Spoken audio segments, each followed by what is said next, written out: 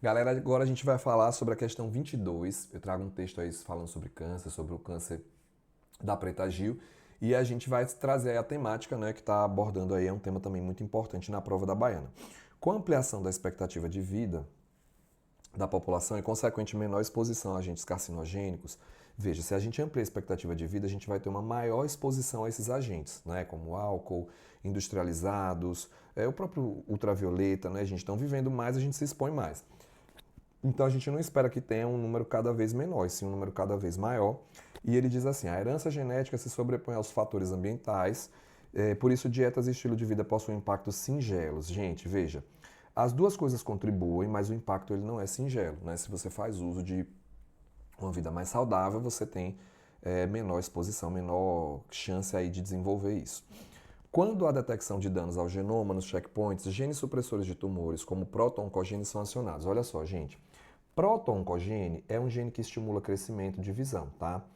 Gene supressor de tumor é outra coisa. Então, exemplo de gene supressor de tumor, P53. Então, esse item ele fica falso.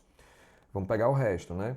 Eles paralisam o ciclo para que o genoma seja reparado. Esse é o caso do gene P53, que não é proto-oncogene, ele é supressor de tumor, tá? Letra C. Os cânceres de intestino são ligados às mutações. Aqui, gente, teve correção, tá? Aqui não é para ter crase, porque tá no plural. Só que como foi o arquivo errado, segue o baile. Obrigado, Renatinho.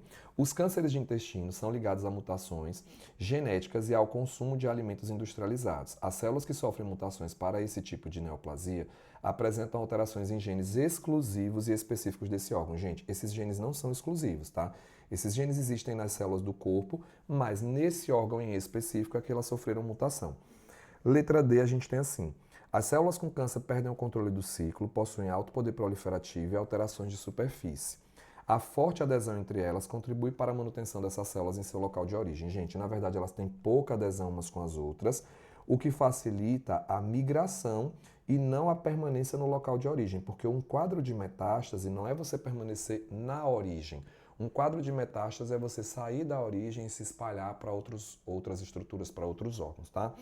E na letra E, em alguns tumores possuem ação gênica para a telomerase, enzima capaz de reconstruir os telômeros e reduzir os impactos das divisões sobre o envelhecimento celular.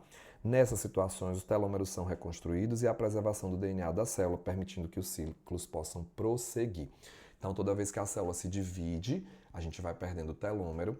Se a gente não reconstruísse esse telômero, a célula do câncer ela iria se esvair, porque ela ia se dividir tanto que o telômero ia ser esgotado, ia comprometer o DNA, a célula não ia se multiplicar.